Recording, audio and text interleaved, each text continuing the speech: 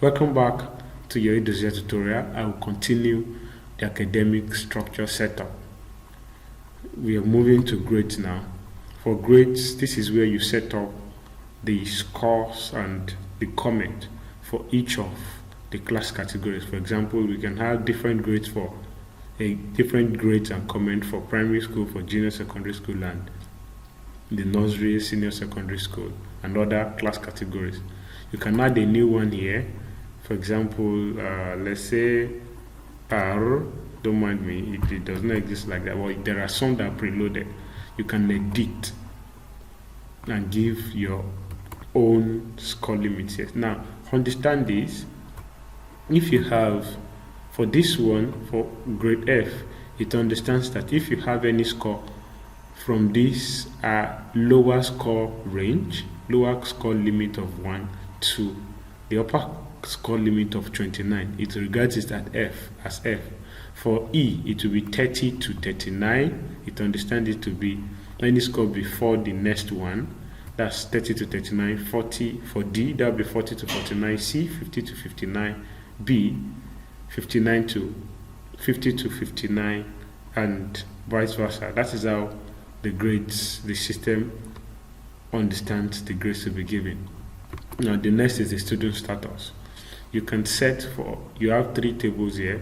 You can give a status name, any one that you intend to, but the access levels is provided by the system. You can set that and you can give a description.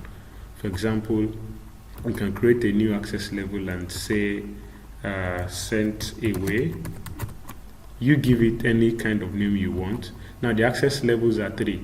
Active says that the student is currently within the school system, and every management process that happens to all the students in the school will affect a student that is active. A non-active and archived student still have their records on the system, but they are currently not active on the system. So you can only access their records, but every kind of management action or processes on the student will not affect them. So an active student is able to log in and use the student self-service area, that's the student portal. Non-active and archived student does not have access to the portal.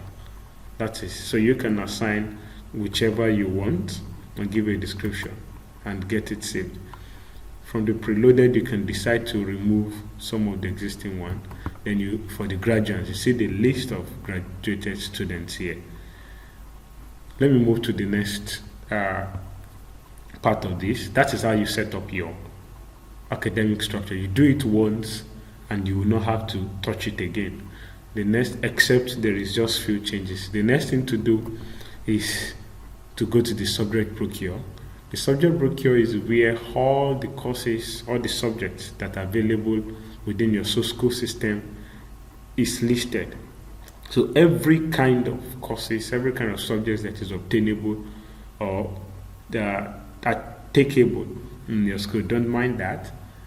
You have to list them here throughout all categories. List them here, and you can delete from the existing ones. You also made some preloaded ones. You check the ones that works for you, and the ones that does not work for you, you remove. You can create a new one by using the add button here, put the name of the subject and save.